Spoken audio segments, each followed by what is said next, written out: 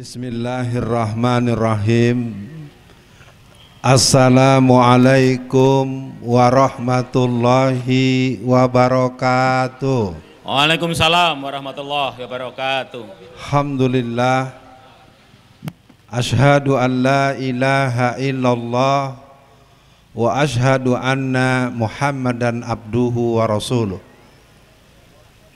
Tanggal 5 bulan Juni tahun 2016, setahun sebelum saya di penjara, saya berceramah di tempat ini juga.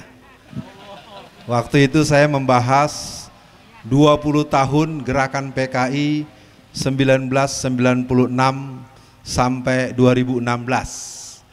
Hari ini gerakan PKI 1996 sampai 2020, dan hari ini aneh bin ajaib.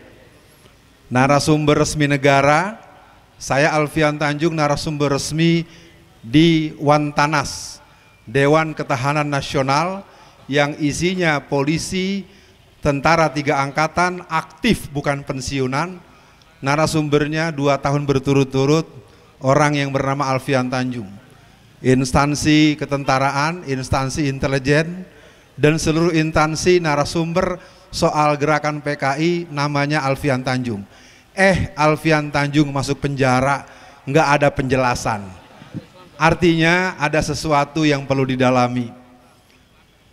Hari ini beban terberat dari saya adalah bisikan panitia.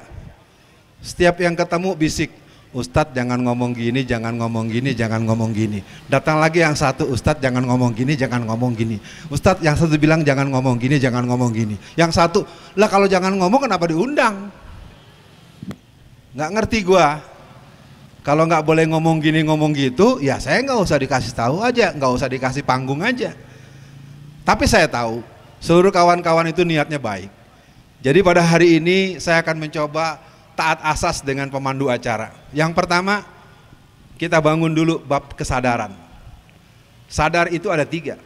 Sadar diri, sadar situasi, dan sadar akibat. Karena hari ini sudah kita mendengar banyak kejadian demi kejadian dengan rumus cuma 1. Kita boleh bertanya, tapi tidak boleh mempertanyakan. Kenapa sekian ratus orang mati dalam petugas KPPS? Tidak boleh kita tahu sebabnya. Kalau angkanya boleh 700 lebih, kenapa? Tidak boleh. Kenapa ada seorang tentara yang mati dan tergantung? Kita dapat penjelasan. Kenapa? Tidak boleh.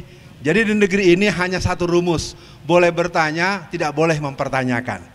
Selamat pusing kepala dan tidak mengerti negeri ini sedang kemana. Karena memang keadaan seperti itu. Yang kedua, saya ingin mengajak para hadirin memahami kesejarahan. Sejarah hari ini dipertaruhkan dalam buku yang berjudul Bahaya Komunisme, 400 halaman karangan Profesor Dr. Zainal Abidin Ahmad dan Baharudin Lopa. Di halaman 21 alinea keempat dikatakan, kegagalan pemberontakan PKI tahun 48 merupakan warming up, pemanasan. Kegagalan PKI tahun 1965 merupakan general repetisi, dan kita akan melangsungkan pemberontakan yang ketiga. Jadi yang memberontak itu adalah PKI, dan mereka sudah berjanji memberontak yang ketiga.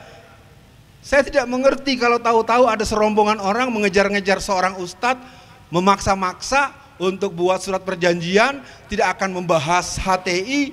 Saya mau numpang tanya, kapan HTI berontak? Kapan ada undang-undang yang kekuatan legal standing yang kuat mengatakan HTI terlarang? Di negeri ini sering terjadi, termasuk pembakaran bendera. Pada waktu aksi tanggal 16 bulan Juni tahun 2020 di depan DPR RI, ada orang yang marah karena benderanya dibakar.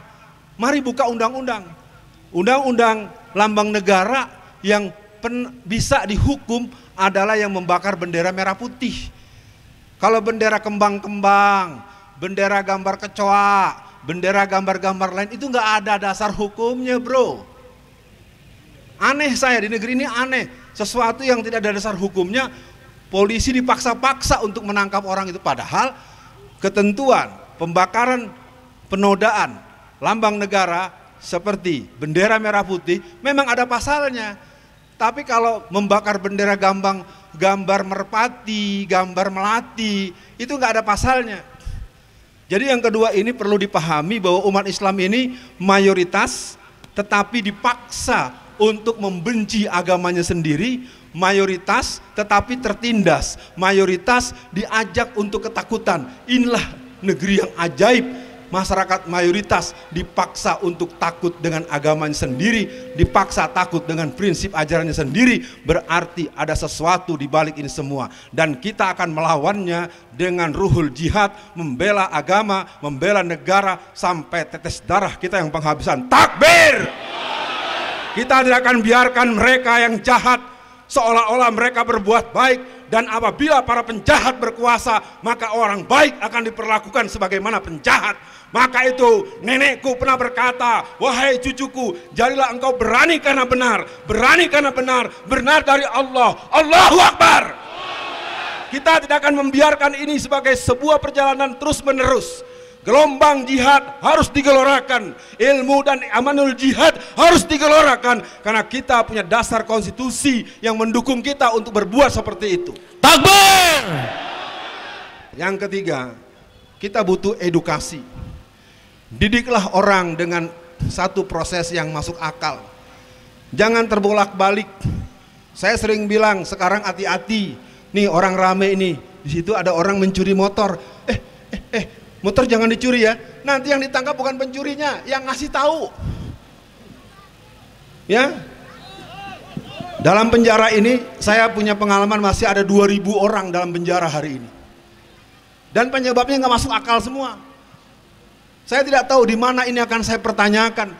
Di mana orang-orang sekarang dengan mudah masuk penjara tanpa penjelasan, tanpa pasal, tanpa kejelasan delik, dan semua berjalan terus. Wallahu a'lam bishawab. Selamat belajar, selamat jadi manusia yang tidak dungu nasional. Mari jadi masyarakat pembelajar yang cerdas dan menegakkan konstitusi secara peraturan yang ada sebagaimana nasihat tuan-tuan. Yang keempat, partisipasi. Kalau hari ini pilkada dalam tanggal 9 Desember nanti kita nggak punya calon kita, jangan salahkan orang lain. Memang kita sendiri yang tidak mempersiapkan. Pernahkah di pengajian kita, pernahkah di daurah kita, pernahkah di kegiatan-kegiatan pendidikan kita memberikan pelajaran bagaimana menjadi seorang wali kota? Kita tidak pernah mempersiapkan, giliran calonnya tidak ada kita salah-salahan. Salahmu dewe. Kenapa lu kagak bikin calon wali kota, calon bupati? Dan sayang, seluruh calon-calon independen batal demi peraturan yang tidak jelas. Ya, baik di Lampung, baik di Medan, baik di Banten, baik di Solo, baik di mana-mana, calon-calon independen yang punya kans untuk menang, semuanya sudah masuk kotak dalam kerangkeng tanpa gembok. Akhirnya, kalau undang-undang HIP akan ditolak, saya punya hitungan pasti insya Allah undang-undang HIP itu bisa kita gagalkan dan tidak akan pernah lahir sebagai bentuk undang-undang. Siap menggagalkannya? Siap berjihad bela negara, bela Pancasila, bela Islam, tumpas PKI, ganyang PKI, takbir! Pertanyaannya, kalau mekanisme format Tibet diberlakukan, aku tidak tahu siapa yang akan melawan mereka. Ketika pasukan-pasukan merah yang sudah mulai berdatangan sejak tahun 2011 sampai hari ini, jangan terulang kembali seperti seorang pemberitahu ada maling mencuri motor, bukan sang pencuri yang ditangkap oleh petugas, tetapi si pemberitahu adanya maling yang justru ditangkap. Semoga malingnya segera ditangkap. Assalamualaikum warahmatullahi wabarakatuh. Takbir!